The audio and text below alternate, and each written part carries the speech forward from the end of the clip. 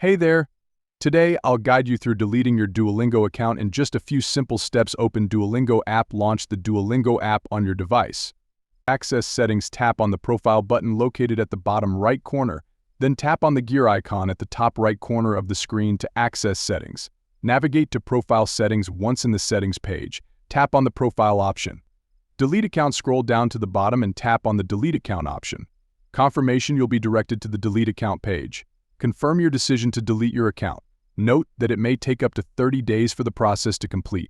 Grace period. There's a 7-day grace period during which you can cancel the account deletion if you change your mind. Final confirmation. Tap on the delete account button and confirm once more. Remember, this action is permanent and cannot be undone. Check email. You'll receive an email to the address associated with your Duolingo account. Open the email and tap on the deletion link to start the account deletion process. By following these steps, you'll successfully delete your Duolingo account. If you have any questions, feel free to ask in the comments below. Don't forget to give this video a thumbs up and subscribe to the channel for more tutorials like this. Thanks for watching and have a great day.